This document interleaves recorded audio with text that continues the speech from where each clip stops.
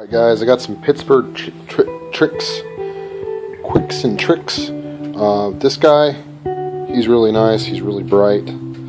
He's got lots of functions, full, save your battery power, flashlight at the end, super saver of battery power.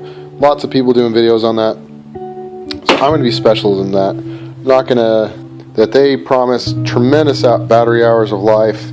And as you can see, here I am using it with it plugged in, because at full power I only get a few hours.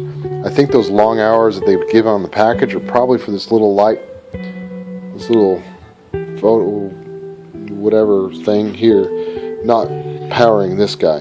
I mean, I've used it for months. It's actually, the battery's actually gotten a little better. That's probably because I'm really careful to turn it off and throw it on the charger whenever I'm not using it, because it can only get me through 3/8 of a work day. Okay. Another little trick for you is I like their free stuff. I mean, quality wise it's probably about a 2 stars, but it works. It's accurate enough. I'm able to get stuff done. I like their multimeter. The thing that I don't like is that they tend to get separated, and I got tired of it turns out I have like 5 of these, so I've overdone it, making sure I get a free one when I can. But at one point I was down only one working. I was waiting for it to be free. What I don't like is sometimes you get a dial that clicks, which is great, and sometimes you don't. I don't like that.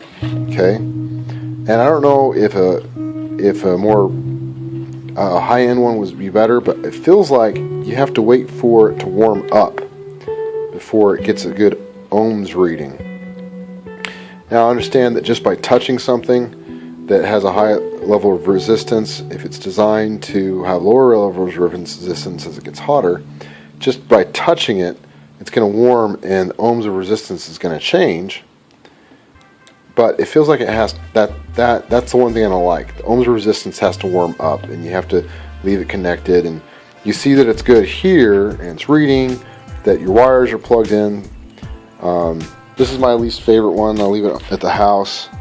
Now that I have 2 good ones, I probably won't leave it at the house. This will be like a backup, because this lead likes to fall out. But here's my leads that are brand new that I was about to flop over, because I like the way this one clicks. I don't know this one, I don't trust it yet. But when I taped it up, I was like, wow, I like that better than the new one.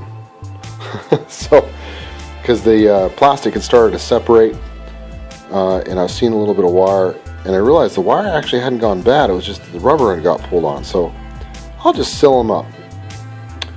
And yeah, that's my little life hack, this super cheap way to get your hands dirty in learning electricity.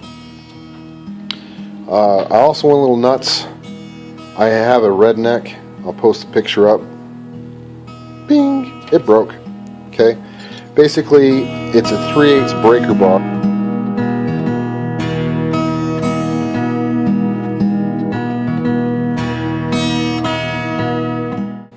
I've already taken enough of your time, but I want to say, get out there and work on something.